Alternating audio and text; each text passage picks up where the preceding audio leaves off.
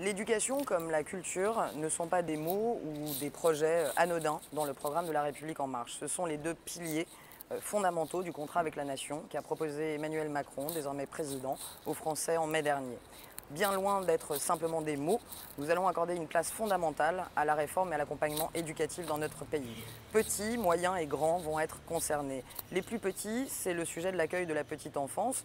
Et on sait qu'à Paris notamment, il y a un certain nombre de sujets. On manque cruellement de places de crèche. Une famille sur deux ne réussit pas à trouver de classe de crèche pour ses enfants, et notamment dans la 12e circonscription de Paris. Ça fera donc partie de mes combats du quotidien pour améliorer le quotidien des familles. Mais aussi plus de transparence sur l'attribution des classes en crèche, c'est important. Il y a ensuite tout un programme sur les savoirs fondamentaux, lire, écrire, compter, et parvenir à faire en sorte que les 110 000 élèves décrocheurs qui abandonnent le parcours éducatif ne soient pas laissés sur le bord du chemin. Et donc, comment on va fonctionner pour ça? On va faire en sorte qu'il y ait des bilans personnalisés pour chaque élève, de l'école primaire jusqu'à la 3e, pour pouvoir repérer au moment voulu et assez tôt les élèves qui ont des difficultés. Par rapport aux élèves qui rencontrent des difficultés et aux zones qui sont moins bien loties, les REP et les REP+, vous le savez, le président Macron et le ministre de l'Éducation nationale, Jean-Michel Blanquer, ont pris l'engagement de diminuer le nombre d'élèves par classe pour améliorer les apprentissages. Et ça supposera un effort de recrutement en matière des enseignants.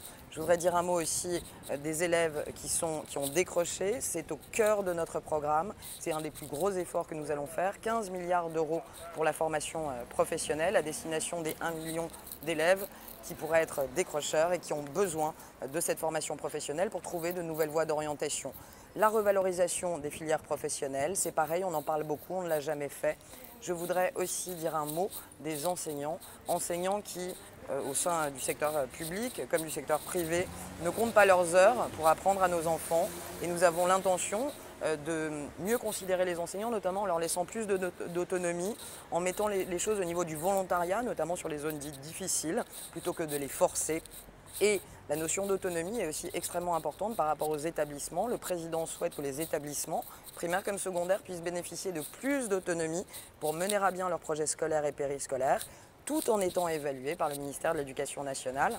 De l'autonomie, mais de l'évaluation, pour permettre à chacun, sur tout le territoire, de bénéficier de la même qualité éducative. Ce ne sont pas des mots, l'éducation, c'est un objectif fondamental du quinquennat, et comptez sur moi, je saurai le porter haut et fort pour la 12e circonscription de Paris à l'Assemblée.